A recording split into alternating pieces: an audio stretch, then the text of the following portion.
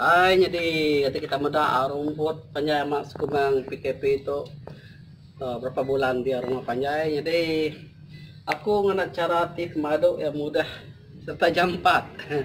Kena kita menu rumput ketinggi beketo jaga aku nanti kita tinggal meninggal ke rumah 2 bulan 3 bulan pan sama maka rumput ngaku to jadi kongsi kita sekedar cara menu rumput beli racun rumput ini aja begitu orangnya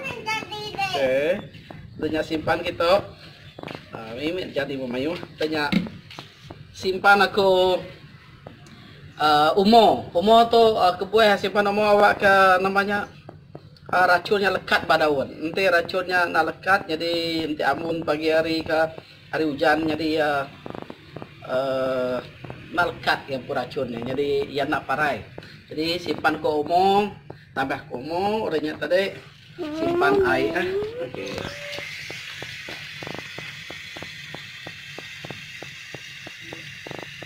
Betul.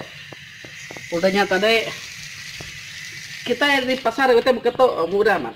Beli kita tu aja. Jadi tu kita di rumah pun mayu ya. Jadi dia beli tu racun besar-besar. Tu spray tu racun. Racun pemancit spray besar beli tu aja simpan kita. Udah. Jadi tahu terus guna. Lalu kena kita spray nanti pada area aku tu besar diri enggak.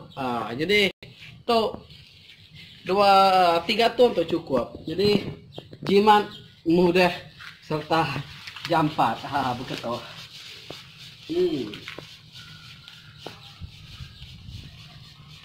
Kadang nanti kita yang ngasuh orang nebas. Nanti begitu betul 100 berapa? Kena mudah. 814 spray dari itu. Oke. Dari apa 50 ada ya. Jadi saya ke kita itu pada namanya mau perlu lama-lama pacet betul.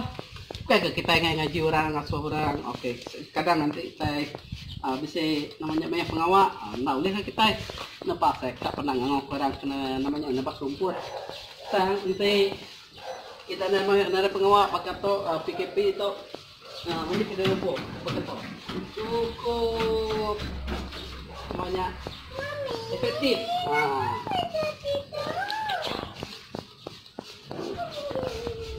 Spray betul oke. Jadi gila coba udah spray tuh. Oke nyama aku singo kita cara kita namanya spray mancit rumput di balat mak itu sebenarnya FNN to beli itu aja beli pasir sana bahasa pasir bisa berapa harga tuh 2 ringgit 2 ringgit kenyak lah. Jadi cukup mudah beli racunnya nama racunnya 10 ringgit aja. Oke ini aja terima kasih ya. Umang kak nggak apa-apa spray atau pakai racun.